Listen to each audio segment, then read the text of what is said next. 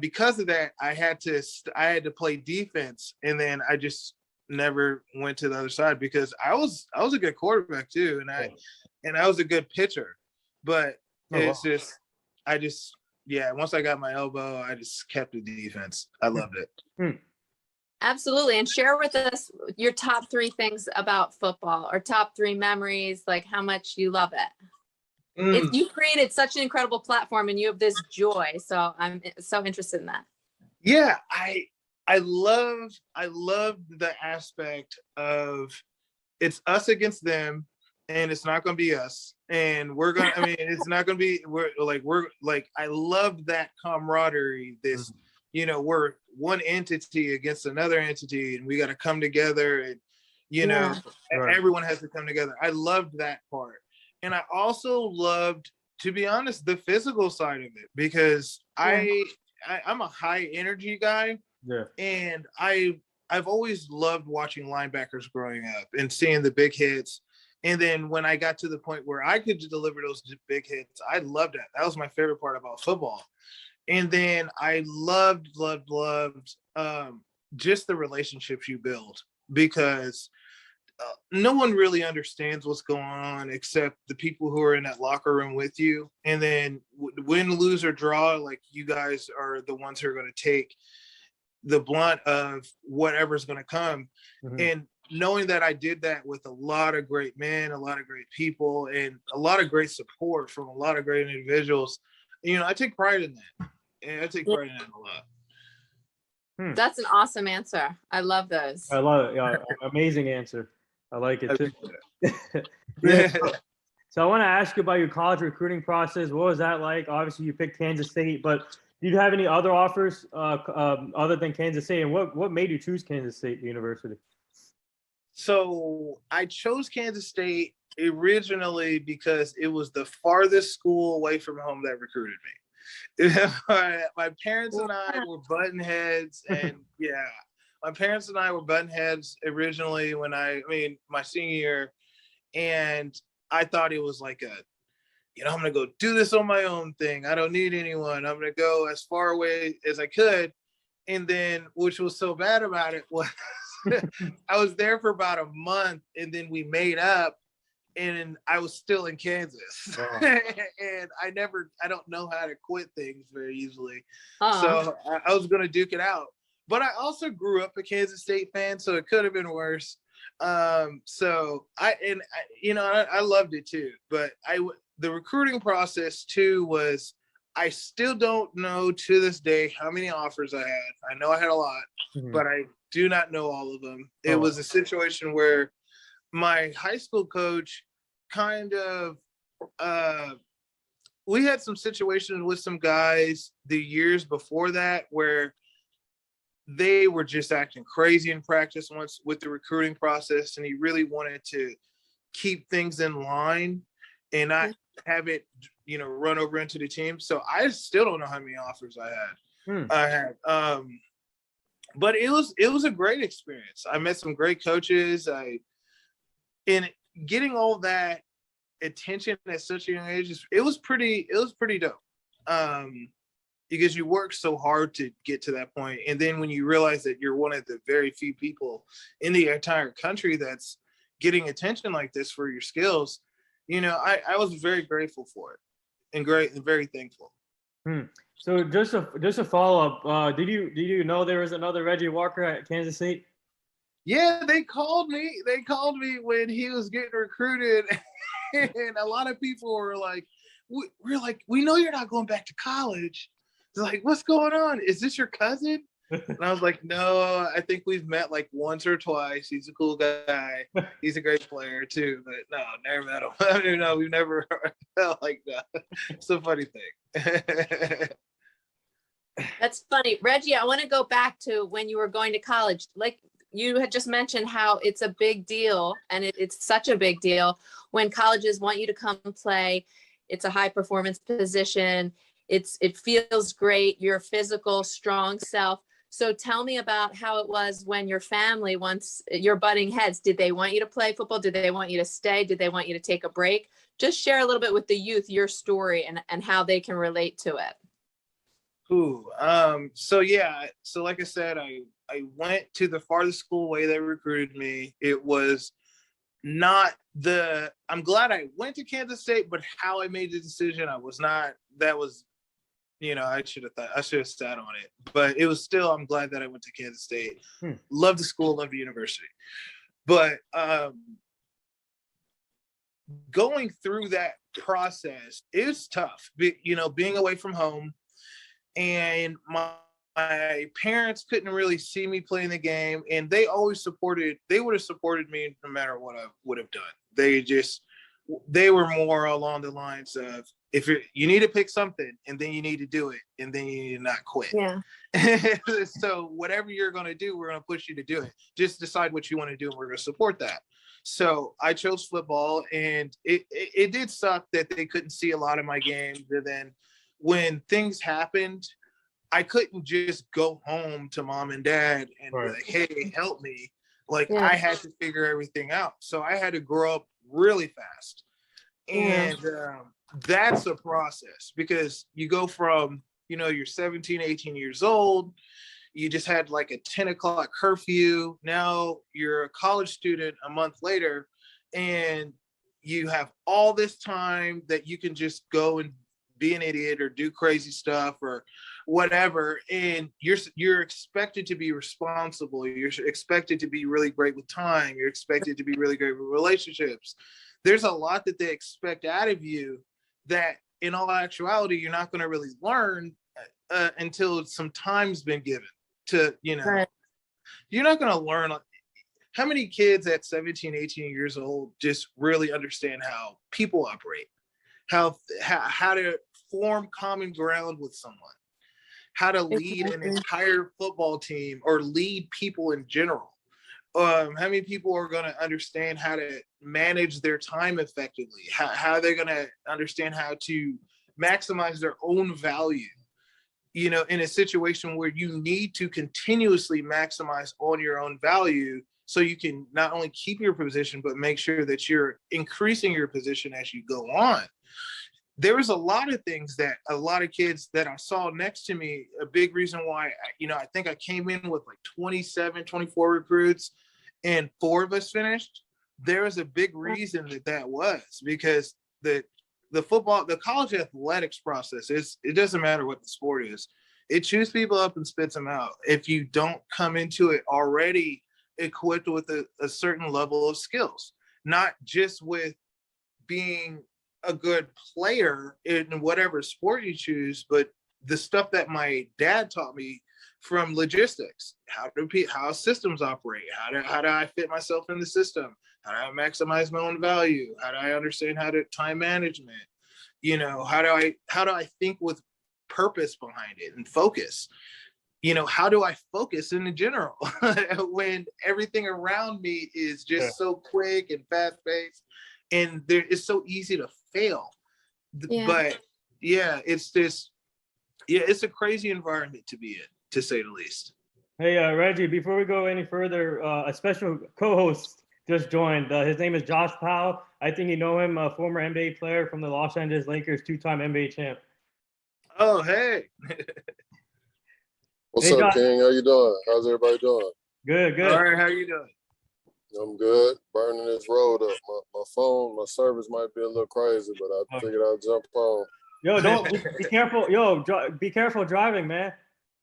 Oh, I'm all good, brother. You want to Josh, we were just talking about Reggie's sacrifice going from, at a young age, going away from his home. He chose a college that was the furthest possible because he had been butting heads, while at the same time his upbringing from 2 loving parents who supported him both in the military. Mm-hmm. So I was asking him about his personal, what he could share with the youth regarding going into professional sports. And then once you get there, it's a lot on your own. Yeah.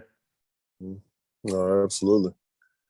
Seems like he was covering a lot of it when I jumped on. Yeah. All right, so Josh, you want to go next, or is that the question? Yeah, if you want to go next. Which part of the question am I answering? Oh no, not running back. No, if you want to ask a question, you can ask a question. Or yeah, or you could share too. Yeah, or share. Oh, y'all got me coming in hot. I'm just, I didn't really know what to expect. But first and foremost, congrats on everything you've been able to achieve and do all that. I think that's amazing. For me, I guess I'll give a little bit, and then I guess we'll continue to jump into it. But I know my journey was definitely unique. I also chose to go to a school that was away from home as well. I needed to get away. I needed to be far enough, but close enough. Mm-hmm. I had already kind of had a little bit of understanding on what it's like to be on my own, considering I was living pretty much away from home my last year and a half, almost 2 years of high school. So I do understand the importance of having that balance and doing something that was going to best benefit me and my situation at that time. So, I think that we don't share certain things about athletics and education and decision making enough. I also think there should be things that are implemented for student athletes, especially on the collegiate level, because if you don't go pro, then what? Uh-oh. Because so many guys, you know what I'm saying, like overseas isn't an option for everybody, depending on the sport that you play. So what other programs, what other things are set in place for guys to still be successful and still give back to the game that they've pretty much dedicated their whole life in playing? Mm-hmm. Absolutely.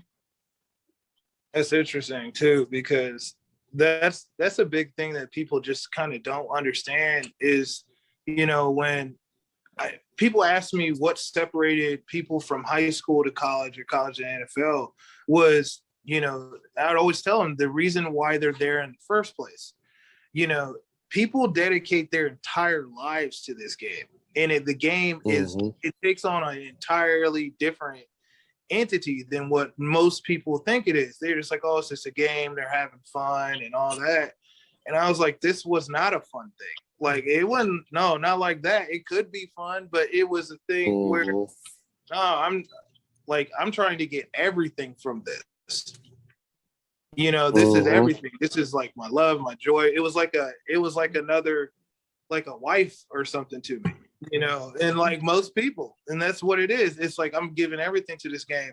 So when it's taken away, that it's like you're empty for a while. And then if you don't have, other interests or even know your other interests or your other purpose in life, man, that transition could be pretty brutal. Right. And it's been brutal for most of us.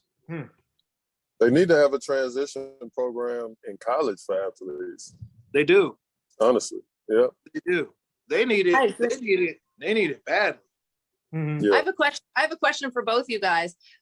Josh, before you hopped on, Reggie was talking about his mom teaching him the importance of self-worth, self-love, and caring for himself. So when both of you were attending college or in professional sports, did you have that same type of mentality of putting yourself, making time for yourself, having that self-love or that self-worth of saying, hey, I'm going to pause, I'm taking some moments for me? Or did you just put everything into the organization and the sport?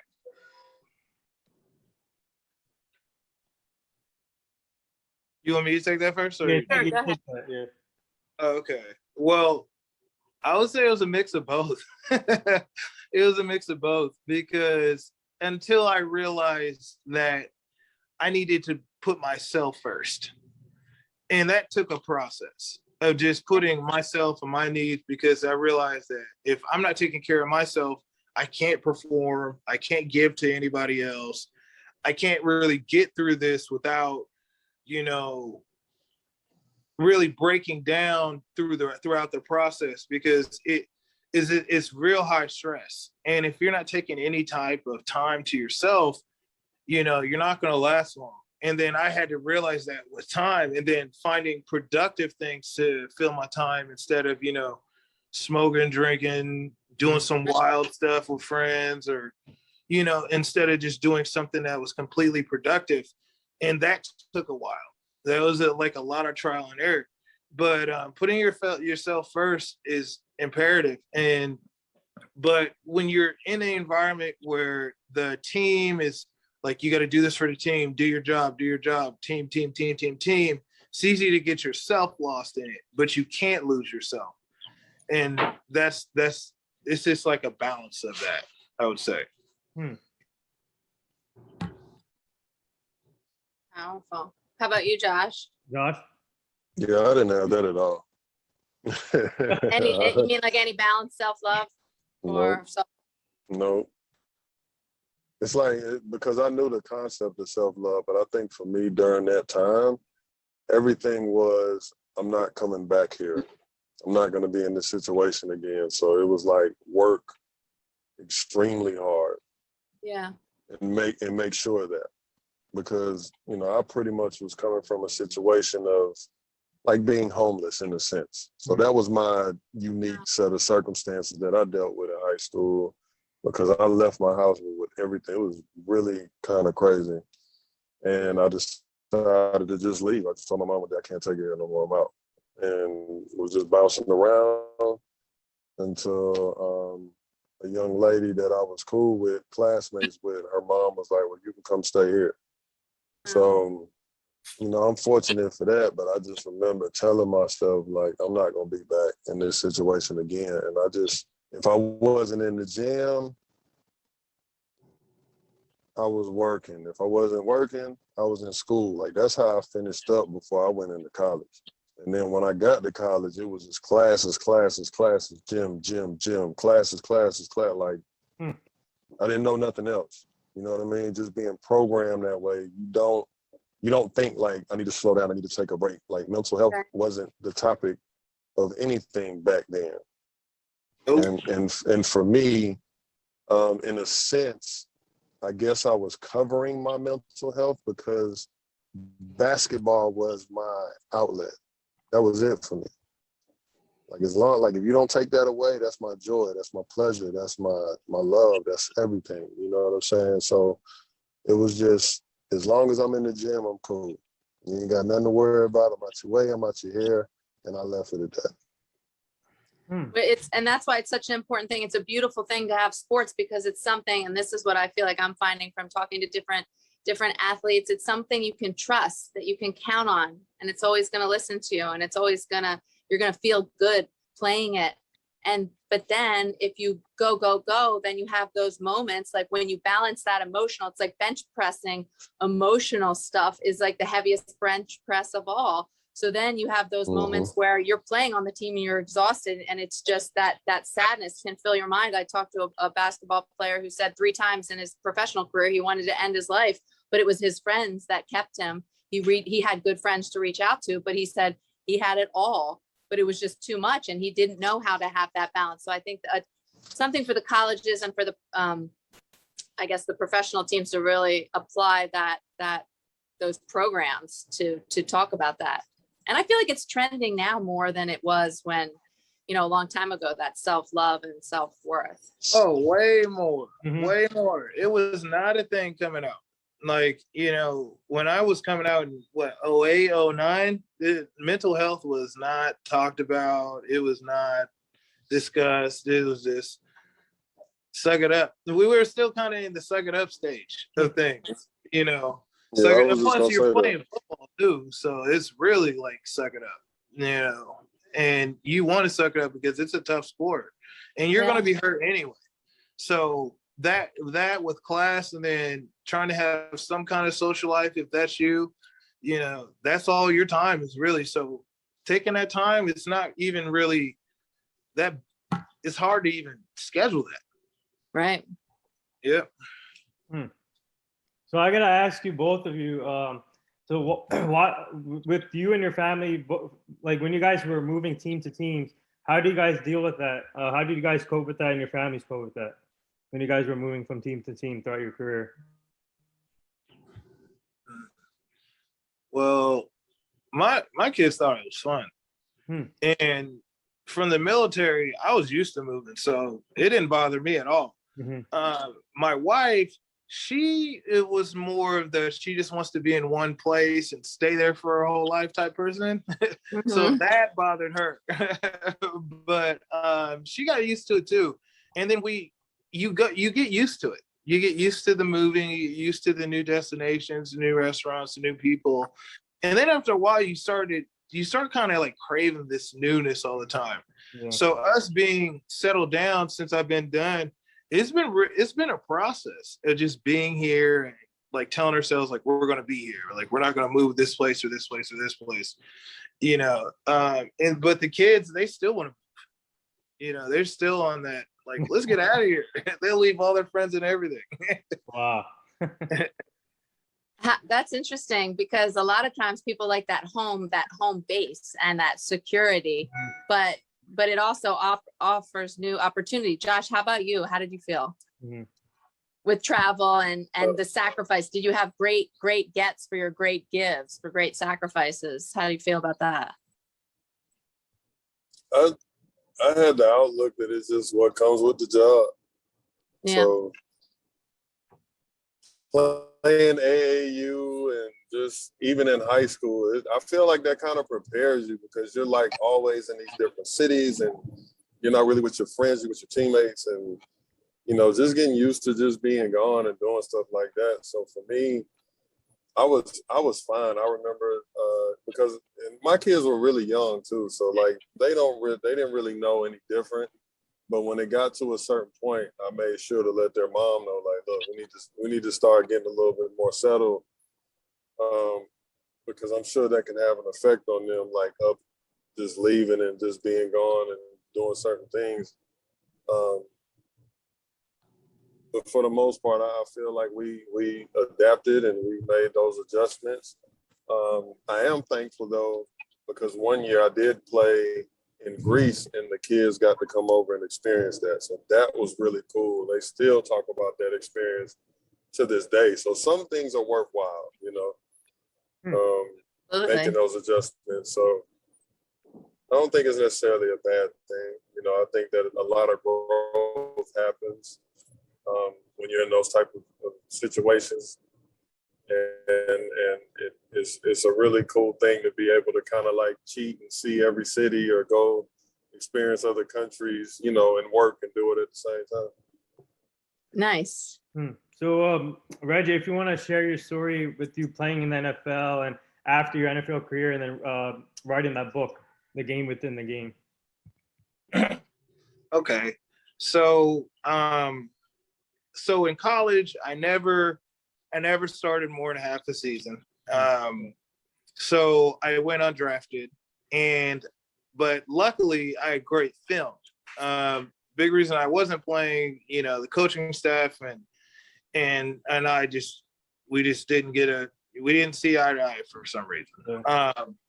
But luckily I had great film and I got to pick out of 5 teams where I wanted to go. Ended up picking the Cardinals, made the team as a free agent. And then I ended up working my way up to a team captain going into my 3rd year. Was a team captain. I started, I played, ended up switching teams to the Chargers. And then Chargers is when I really felt I was done. I was done. I even retired, but I didn't just file the paperwork. I was just like, oh, I'm going to wait a sec. And then I got a call from my agent and he told me I was going to be a Bronco by the end of the day. And, you know, I would be up for the starting position because at that period of time, you know, what a lot of people don't understand about professional sports or just sports after you get out of the high school level is the politics. Very political. Very political. They think it's just, oh, the best person's going to play, and every person I'm seeing on TV is the best person that's available. Hell no. Never that. Never that.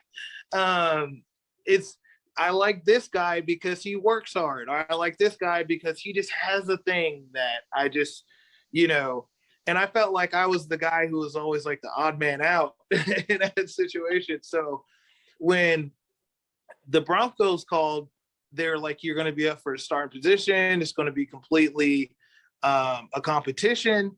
So I was just like, if I'll give it one last shot. But I went into the camp and realized this was a bad decision. I am so done with this. My body wasn't holding up. Mentally, I was done. So then the whole time I felt like I was in Denver, I was trying to get cut because I didn't want to pay back my signing bonus. So I was just like, man, how can I get fired so I can retire and not have to pay them back the money? Because I was done. And they tell you too, when you come in, when you're done, you're done. It just hits you. Like one day you're going to wake up and just love everything about it. The next day you're going to be like, I cannot do this anymore. And that's literally what happened to me. I just was not holding up mentally from not really dealing with the trauma how I should have dealt with it. It was really coming back to bite me towards the end. So I really needed to retire. And I'm so thankful they cut me. Even though they did go to the Super Bowl that year and won, I'm still glad they cut me because I still could have went and played that year, but I decided not to. I told both teams no. But then when I retired, I was just like, man, like, what am I going to do with my life? Like, I had this time, I have some money saved up, but what am I going to do? And only thing I could think of that I really wanted to do was just help kids avoid all the stuff that I had fallen into, because I felt like I hit every pitfall coming in college to the league. Like I did all types of dumb stuff, all types of very regrettable things, but I figured out a way out of them. And I wanted these kids to not go down the path that I went and actually just make it easier if they're going to do this, but also for kids who experience trauma or dealing with trauma, have a structure or a way of just handling that as well. So that's why I wrote the book, The Game Within the Game. And then that's why I wrote the course off of that to help address those things. And that's what I've been doing now, in my retirement. Wow. Yeah, that's amazing. Nice. That is amazing because it takes a lot. Reggie, I know your book discusses being a survivor of different physical and mental abuse. Tell us how you found the courage to share your story in a book. Was it a drive within you that you needed that release? Were you inspired to help others? Tell us about that. Well, when I first started being okay with what happened to me, I talked about it enough to the point where it wasn't bothering me as much as it had usually. And the first people that I really opened up to this was I told a girlfriend in college, and then I didn't say anything for years. And then I told my team, some people on my team, like my 5th or 6th year in the NFL. And the thing that shocked me about it was I never got the response back that I thought I was going to get. I thought people were going to look at me like, oh, like, whoa, like, right. But most of the time, like every time, as a matter of fact, everyone would tell me the same thing happened to me, whether it was the mental abuse, physical abuse, or sexual abuse. Almost every person I told me the same thing. And I always asked them, how many times have you said this to anybody? Because it took me forever to say something. And they always told me this was the first time. So in retirement, that stuck with me because I thought, because I was transitioning not so well. And I was thinking, man, I'm going to therapy. I went to a treatment center twice. I'm talking to people and I'm going through it. I wonder how they're dealing with this and they're not even talking to anybody. Right. So it made me talk. That made me talk. And then the more that I've talked about this, the more that I've realized this really affects more people than you think, way more people than you think. And then because there's a lot of people that are really just wanting to just get this stuff off their chest, but they haven't been in a safe space to do that. So I feel as if with me speaking, I help to create those safe spaces So I'm going to keep talking and talking and talking just so I know, so this person or whoever can heal. So I understand that the more I can talk, the more I can help others to heal. So I talk.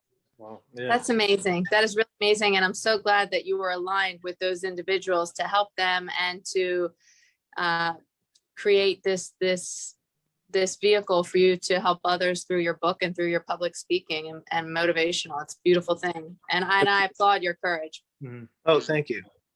And it sometimes it's tough for players to talk about their past or whatever they've been through, and for you to do that, it's really inspiring. And I'm glad that you're sharing this on this platform, and it's really amazing, and sharing your story to our listeners and fans. So, but I want to ask you, so what's it like to have the support system that you still have, including when you were in the NFL with your teammates? Obviously, you got to play with great teammates in your career on the Cardinals, Chargers, and Broncos. So what's it like to have the support system still behind you, supporting you, and also your family? You have a wife and kids now. So what's that like? What's that been like for you? Oh, it feels great, but I would say it feels better to actually use my support system instead of before. I would hold everything to my chest. I wouldn't open up to anyone. I didn't trust anybody. But now being able to trust people and to open up and be able to utilize my resources more effectively, it's made my life so much easier, because all this stuff that I would just hold in and let it just break me apart, I realized I don't have to do that. I can just talk to someone, and here's a great person, or here's a great person, or here's a great person. And I don't have to feel so alone like I did before. And, and then when you're going through that college sports process as well as professional, it is pretty lonely. But getting out into like regular life and being here, I wouldn't trade it for anything. To have this support, it's, I'm extremely grateful and thankful for it. And it's a beautiful thing to have support so that you can heal. I feel that once you're healing, then you can start to really walk in your purpose and serve. Tell us about your healing process and writing the book. Did you start writing the book?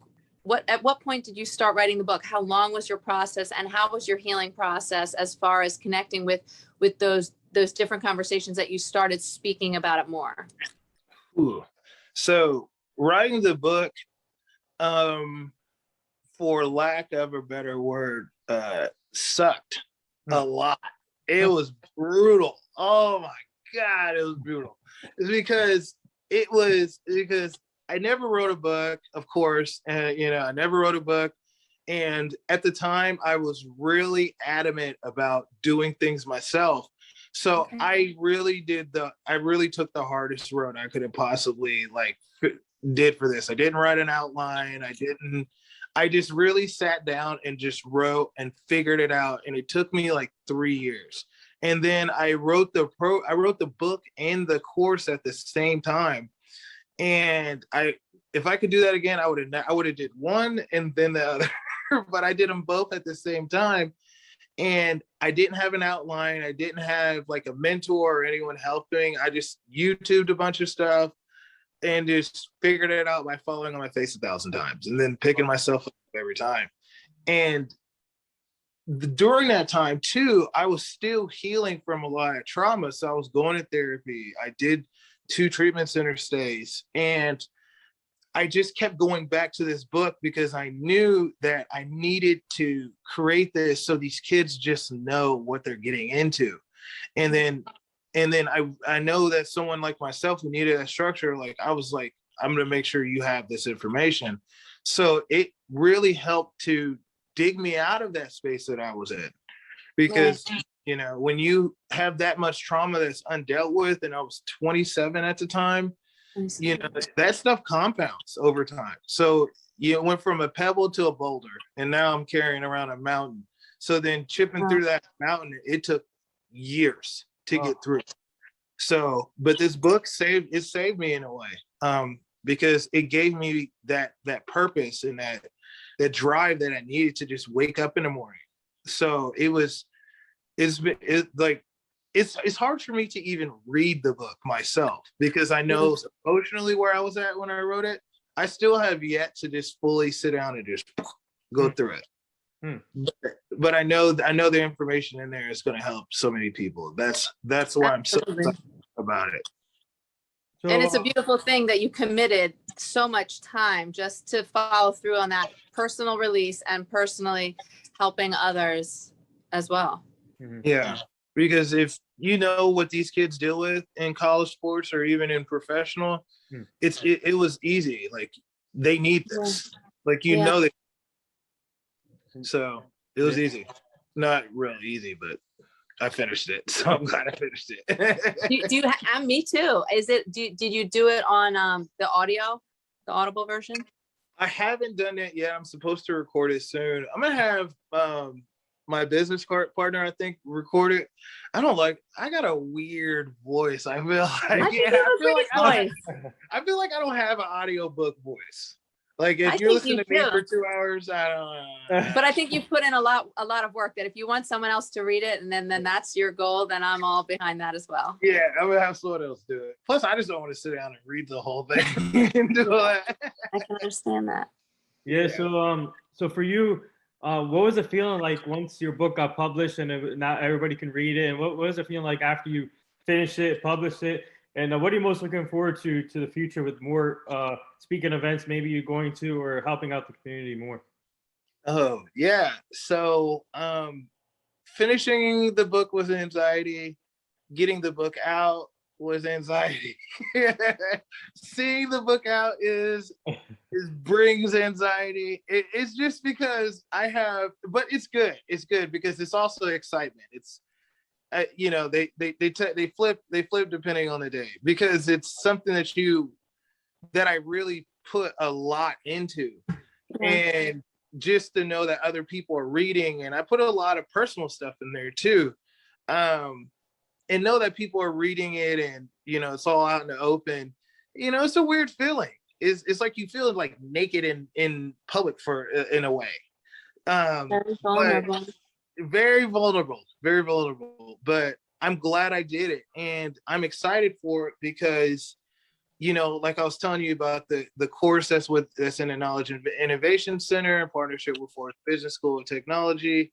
So now that we got that into Forbes and the Knowledge and Technology Center, I'm like super excited because now people can actually take the course from my book and get college credit for it. Oh, wow. So so now they can really know what's going on, and actually it's worth their time, not just because the information is great, because you can get college credit for it. That's fantastic. Reggie, when did it come out? The book or the course? Both. You talked to the wrong guy about dates. And like a week ago. It's all out now. Oh, so it's so brand new. So are you going to let your parents read it? Are you Oh yeah, I'm gonna let them read it. I'm sure they've read it. Yeah. Okay. Yeah, and everything that's in there, they know it's in there. So and we've made up along many moons ago. I was just a very rebellious 17-year-old. Yeah. And I had to I was just wondering your reaction to their reaction if they had responded after reading it to you or with you. I have to ask them. I haven't even asked my mom yet. I think it'll be special. I think it'll be a whole new bond. Yeah, I know. It's sharing a huge part of your journey. Yeah, it is. And I'm just glad that people got it. And I'm just glad people are reading it. And it was a #1 new release on Amazon. So that was pretty awesome. Wow. Yeah, I appreciate that. And I'm still excited. And I know that we're going to keep getting it out to more and more places as well as the course. So I'm super excited. So that's amazing. So obviously being a former NFL player and obviously football season's back, college and NFL. Actually, college came back last week and NFL starting next week. So are you going to be watching some college football games and NFL games with your family this year? I watch a little bit. I usually turn on pro football on Sundays if I'm really looking for like a nap. Mhm. Is I can't watch it anymore. Right. You see this so much that it just puts me straight to sleep.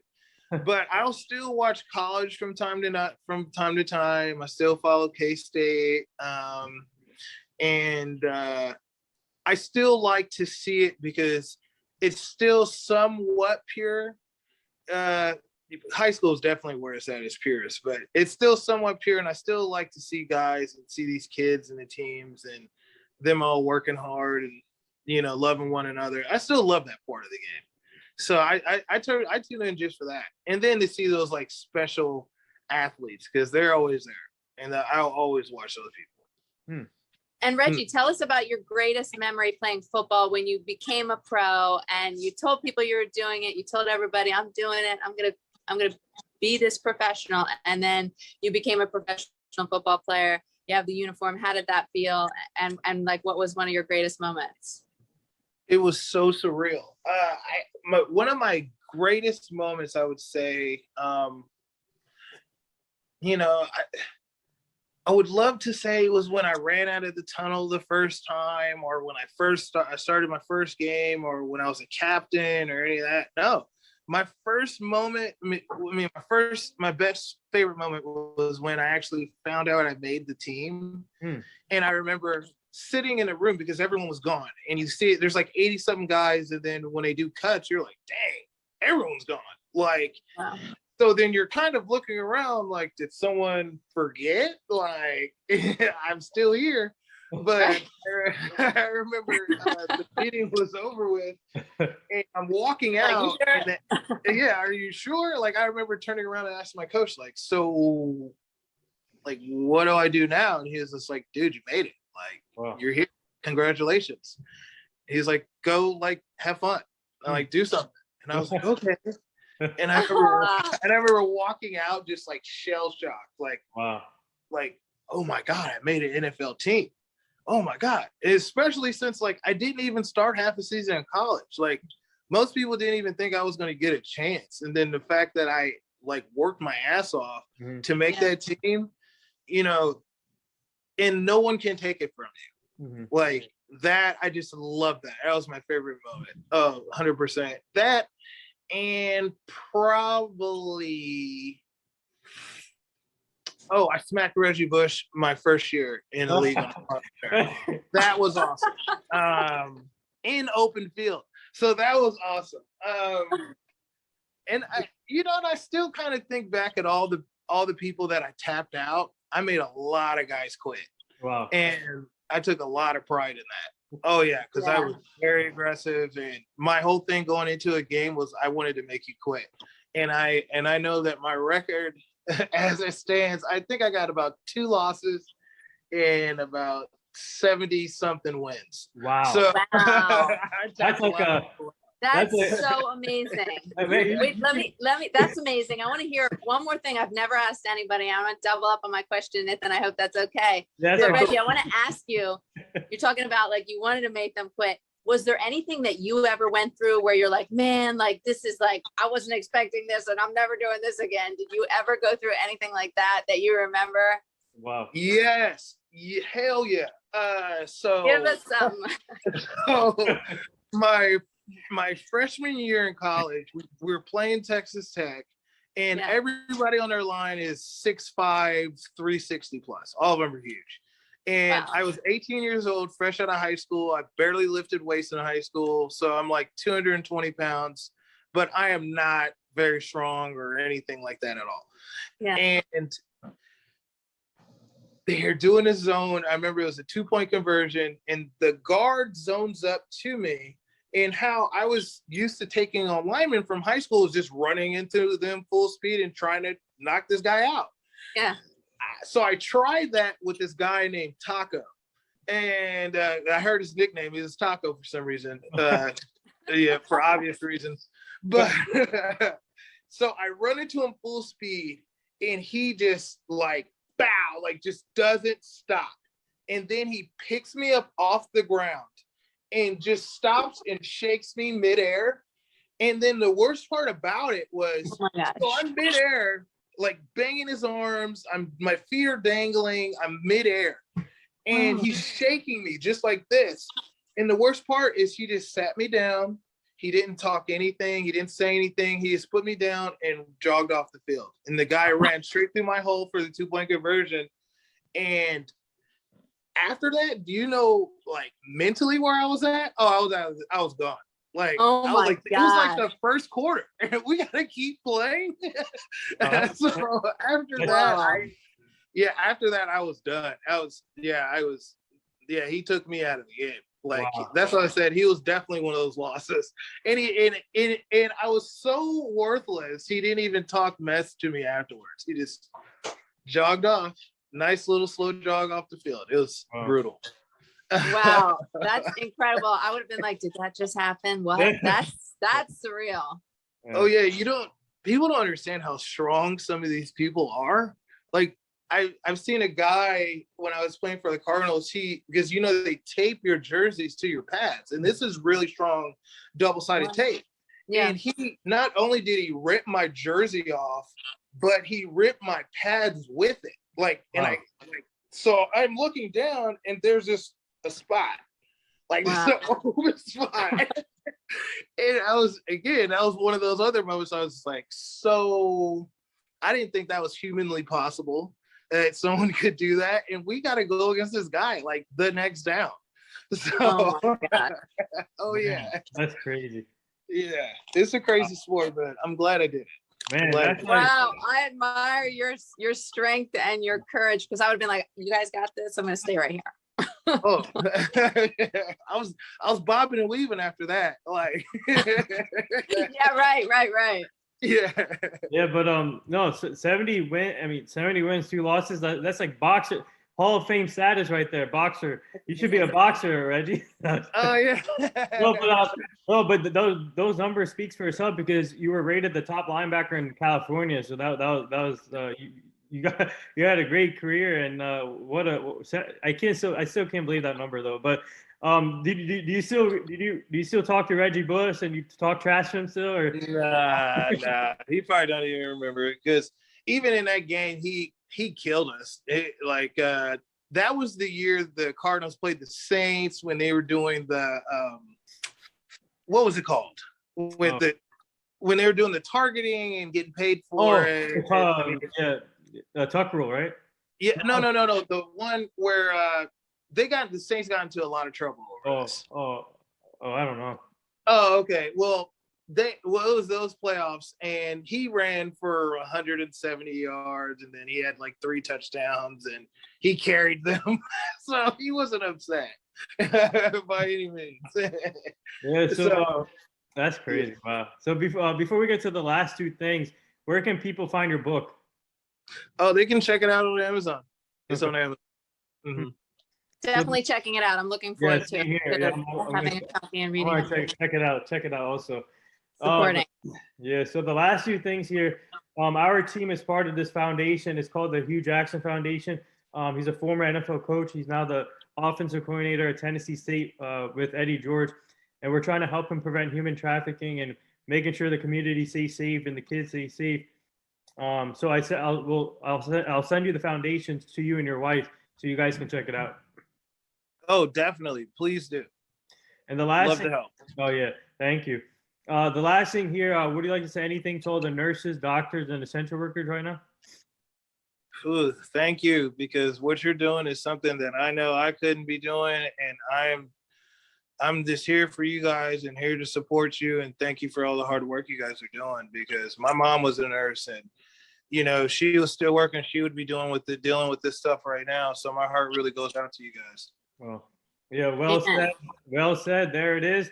That wraps up episode 892 with former NFL linebacker from Kansas, and also played for Kansas State, Reggie Walker. He's an author, speaker, and he's been through a lot. He's a mental, physical, sexual abuser. He's been through a survivor. And also, we got a special appearance from Josh Powell, a former NBA player. He's been through the same story. But I just want to say thank you, Reggie, for coming on the show. It's truly an honor. This has been inspiring. We learned a lot today, and I think out of all the episodes we've done, this is the most unique I think we have done, and keep up the great work, Reggie, and we're definitely going to check your book out. And we would like to have you back on the show one day at some point so you can meet the full team. But keep it up. Your family's inspiring, and thank you again for coming on. Oh, thanks for having me, and I'd love to come on whenever you guys ask. Just let me know. Yep. Yes, absolutely. And Reggie, I want to add that you are such a joy. I didn't know what to expect because your book is so brave and it covers so much. So I absolutely love your shares. I love your energy, and I'm so glad you've healed and that you're walking your purpose. You're awesome. So thank you so much. Thank you so much. You guys This has are been awesome. I love your stories. Just like they're out there. They're unique, and 100%. Thank you so much. Oh, no problem. Thanks for having me. Yeah, and definitely thank you again for sharing your story on this platform. So. Oh, no problem. Anytime.